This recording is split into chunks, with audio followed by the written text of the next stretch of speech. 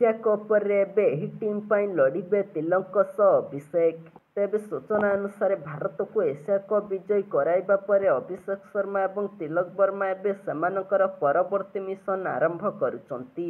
ଅଭିଷେକ ଶର୍ମା ଏବଂ ତିଲକ ବର୍ମାଙ୍କ ପୁଅମାନଙ୍କ ପାଇଁ ଏହି ନୂତନ ମିଶନ ଇଣ୍ଡିଆ ଏ ଟିମ୍ ସହିତ ଜଡ଼ିତ, ଯେଉଁମାନେ ସେପ୍ଟେମ୍ବର 30 ତାରିଖରୁ ଆରମ୍ଭ ହୋଇଥିବା ଅଷ୍ଟ୍ରେଲିଆ ଏ ବିପକ୍ଷରେ ଓଡିଆଇ ସିରିଜ୍ ଖେଳିବେ।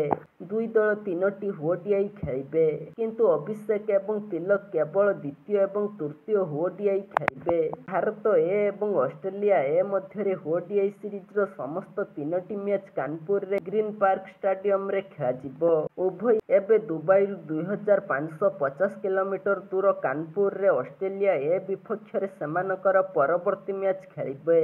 ଇଣ୍ଡିଆ ଏ ଏବଂ ଅଷ୍ଟ୍ରେଲିଆ ଏ ମଧ୍ୟରେ ଦ୍ୱିତୀୟ ଦିନିକିଆ ଅକ୍ଟୋବର 3 ଏବଂ ତୃତୀୟ ଦିନିକିଆ ଅକ୍ଟୋବର 5ରେ ଅନୁଷ୍ଠିତ ହେବ।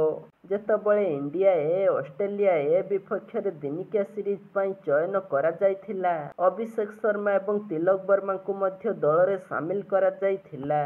ଏହି ଦୁଇ ଖେଳାଳିଙ୍କୁ କେବଳ ଦ୍ୱିତୀୟ ଏବଂ ତୃତୀୟ ଦିନିକିଆ ପାଇଁ ଚୟନ କରାଯାଇଥିଲା। ହର୍ଷିତ ରାଣା ଏବଂ ଅର୍ଶଦୀପ ସିଂଙ୍କୁ ମଧ୍ୟ ଦ୍ୱିତୀୟ ଏବଂ ତୃତୀୟ ଦିନିକିଆ ପାଇଁ ଭାରତ ଏ ଦଳରେ ସାମିଲ କରାଯାଇଥିଲା। ଅଭିଷେକ ଶର୍ମା ଏବଂ ତିଲକ ବର୍ମା ଏସିଆ କପ୍ରେ ଦୃଢ଼ ପ୍ରଦର୍ଶନ କରିଥିଲେ।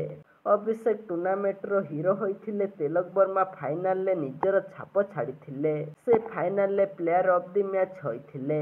ଅଭିଷେକ ଶର୍ମା ସମଗ୍ର ଟୁର୍ଣ୍ଣାମେଣ୍ଟରେ 314 ରନ୍ କରିଥିଲେ, ଯେତେବେଳେ ତିଲକ ବର୍ମା ଟୁର୍ଣ୍ଣାମେଣ୍ଟରେ 213 ରନ୍ କରିଥିଲେ, ଯେଉଁଥିରେ ଫାଇନାଲରେ ମ୍ୟାଚ୍ ବିଜୟୀ ଅପରାଜିତ 69 ରନ୍ ଥିଲା।